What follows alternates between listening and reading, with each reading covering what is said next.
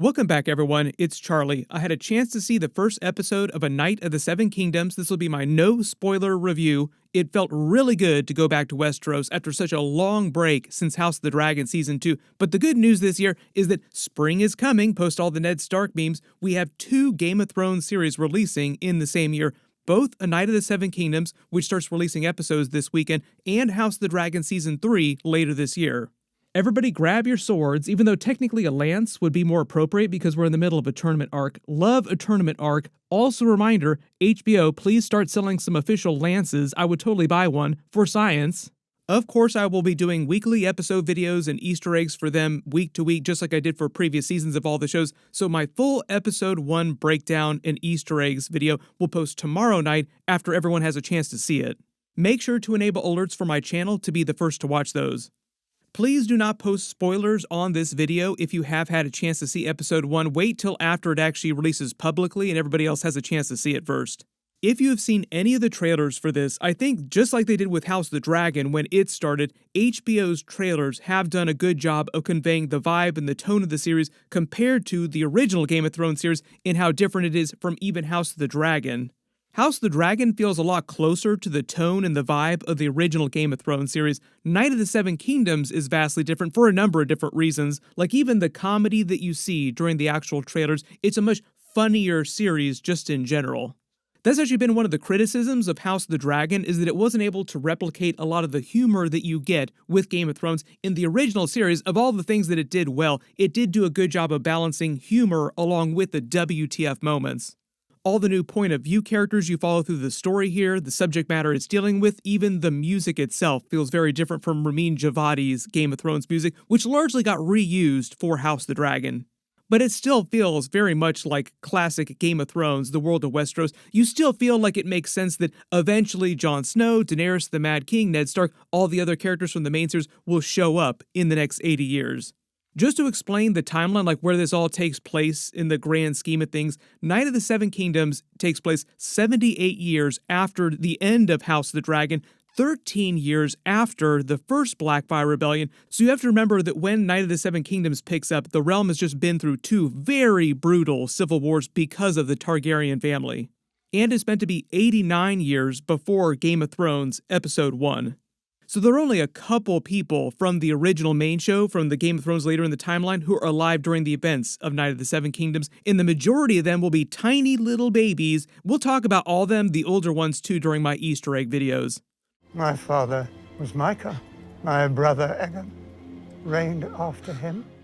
When you're talking about connecting the Game of Thrones timeline, like the crossover Easter eggs between all the different shows, House of the Dragon mostly uses the cat's paws dagger and the prophecy of the prince who was promised to connect the timeline of all the stories. There's way less of that heavy kind of lore stuff during this new show, mostly because the main POV character, Sir Duncan the Tall, is a small folk who starts with no knowledge of the prophecy, doesn't care about any of that higher level White Walker, Night King stuff, Dunk the Lunk, thick as a castle wall.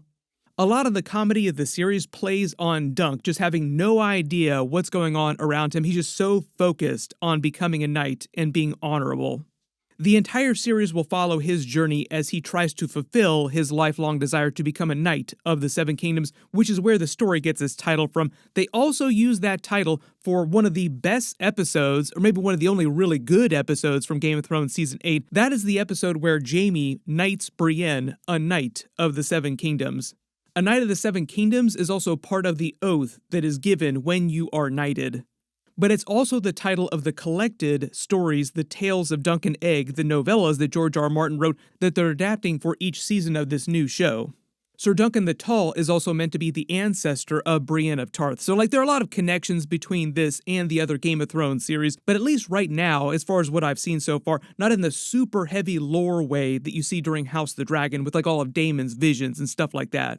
But yes, there are Easter eggs, things in the background, songs that people sing, other things that are referenced in dialogue, light touches that connect it to other parts of the Game of Thrones timeline, and other really important things. And if you haven't seen George R. R. Martin raving about how happy he is with the series, so far this has been the most book-accurate adaptation of any of the Game of Thrones series, even more book-accurate than the original seasons of the Game of Thrones main series before they passed the books. They're currently adapting one novella per season, so the first one, The Hedge Knight, is the entirety of season 1. It's a very breezy read. You can go out and read it in under 2 hours. Like, that's how short it is. That's why episodes are so much shorter than traditional episodes, and the series itself has so much fewer episodes. It's only 6 episodes, and episodes are only between 30 and 45 minutes long. Most of the dialogue is just ripped right off of the page, so if you have read the novellas, you will be doing a lot of Leonardo DiCaprio meme pointing at the screen. George recently said that he's shared outlines and detailed breakdowns of 12 more Dunk and Egg stories for them to adapt into other future seasons after the 3 that they already have, and they've already renewed the show for 3 seasons. Ira Parker, the showrunner, said that his plan is to do 4 seasons, 4 novellas every 10 years. The reason for the 10-year break after the first 4 seasons, 4 novellas, is because there are massive time jumps between the different novella stories, so by the time we get to the second batch of 4 novellas, both Dunk and Egg are significantly older, and the last 4 stories would basically end with them as old men at the end of their lives. Egg, I dreamed that I was old.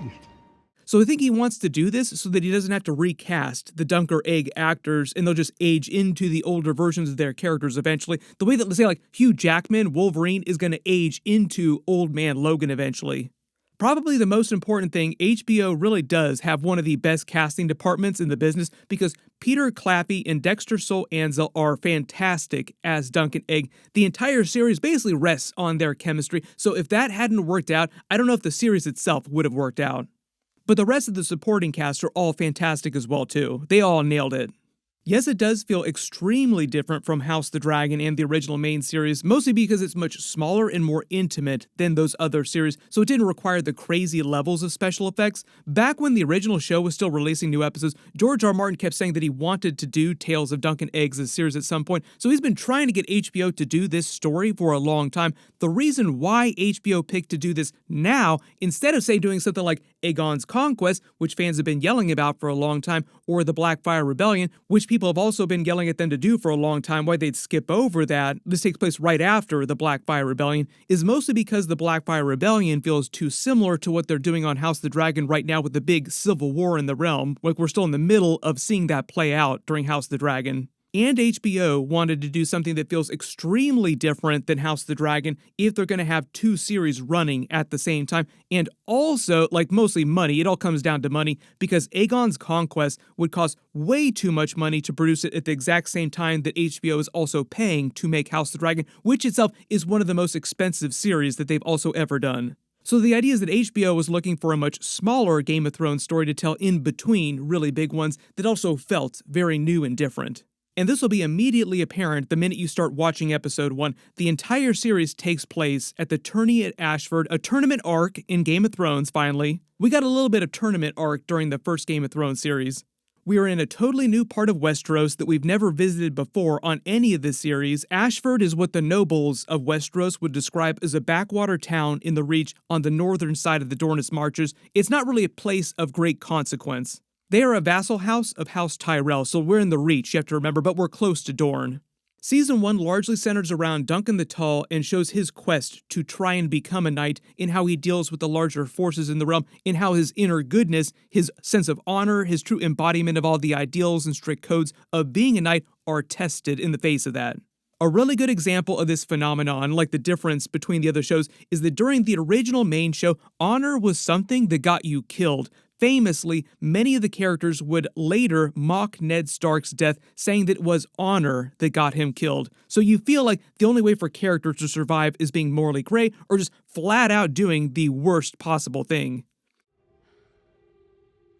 At the time, it was meant to upend a lot of traditional fantasy tropes in WTF ways, in that goodness does not win. A Knight of the Seven Kingdoms, the Tales of Dunk and Egg novellas just in general, lean more in the opposite direction, where Dunk's honor and his goodness are a superpower. Dunk is basically here to remind the nobles of Westeros, the Targaryen family, the other great houses, that you can still be a good person. Yes, a lot of people will make the Heath Ledger Knight's Tale comp to that movie. May he rest in peace. Mark Addy, who also played Robert Baratheon during the original main series, is part of that too. There are similarities in the stories, but you have to remember that George R. Martin published A Hedge Knight, which they're adapting for this, many years before A Knight's Tale movie was released in theaters. So if anything, A Knight's Tale copped from Hedge Knight, not the other way around. I can't really talk too much about Egg without getting into spoilers, so we'll dig into that once I do my full Easter egg and breakdowns video soon, but Dexter Sol Anzel was amazing as the precocious young boy who's also hiding a secret of his own, but also admires Duncan the Tall's sense of honor, and Dunk inspires him to become a much better person because of it. And one of the other connections to the larger Game of Thrones timeline is the story of how that winds up affecting the rest of the realm, like Egg becoming a good person because of his relationship with Dunk, and how that helps the realm in a really great way. Sir Duncan the Tall basically goes on to become one of the greatest knights in Westerosi history. They even talk about him during the original Game of Thrones series, where Joffrey uses his example to make fun of Jaime, basically saying that Jaime is a crap knight compared to someone like Sir Duncan the Tall, who was a great knight. But as much as the story is Sir Duncan's origin story, it's also Egg's origin story as well. They're like the co-leads of the show, even though 99% of the time you're in Dunk's perspective as he's reacting to everything. It would not be a Game of Thrones series if it didn't have really great music. The music for this is also vastly different from Ramin Djawadi's original Game of Thrones music, like I said, which they largely reused for House of the Dragon. One of the other major differences from the other show, like one of the most obvious things when you immediately start watching it, is that there is no traditional intro sequence either, where they would play that classical Game of Thrones intro music. It was one of the biggest calling cards for the original show and for House of the Dragon that continued with the ancient Valyrian temple and then the tapestry. This is mostly because the episode runtimes for Night of the Seven Kingdoms is so short, so HBO didn't want to eat up like 30 to 40 minutes of runtime in the episode by 5 minutes of intro before you even start the episode. It was a little weird at first, but then you get used to it, so I think that HBO made the right call for Night in not having the intro sequence. But when you rewatch my House of the Dragon episode videos, there's like a large chunk of each of my videos that are dedicated to just zooming in, enhancing, and picking out all the Easter eggs from the tapestry as it changes week to week. Like the intro is a dynamic portion of the episode itself, just in general, but that's because the episodes themselves are so much bigger, so much larger on those shows. Like I said, there are a lot of connections to other major things in the timeline, but mostly through references or songs that people sing in the background, quick mentions, but they don't hijack the plot on the level of Daemon's visions. There are a lot of fun Easter eggs and references that we can talk about during my Easter egg videos each week, so I'll do that during my full episode 1 breakdown video. I've only seen the first episode so far, so I'm going to have to see the whole season before I rank this new series against all the Game of Thrones series, but I think that Night of the Seven Kingdoms is off to a great start. But probably the biggest reminder is that it's not meant to replace House of the Dragon, it's meant to be sort of a companion to House of the Dragon. I do not think that it's a spoiler to say that there are no dragons on this show. I mean, yes, technically there's a dragon, but it's a mummer's dragon, like a puppet dragon. We're during an era of Westeros where the Targaryens do not have their dragons anymore. So that will be a big, big part of what happens during the series and how it influences their characters, their family. What do the Targaryens do to maintain their hold on Westeros if they don't have the threat of dragons to hold over everyone? George cannot stop yelling about how much he loves the series as opposed to all the complaints that he's had about House of the Dragon recently in the original main series, so I do think that it bodes well though for the rest of Season 1 and the future of the series if he loves it so much. Everybody post all your reactions in the comments below, and if you have read the books or you have seen Episode 1, please don't post spoilers on this video in particular until after Episode 1 has aired.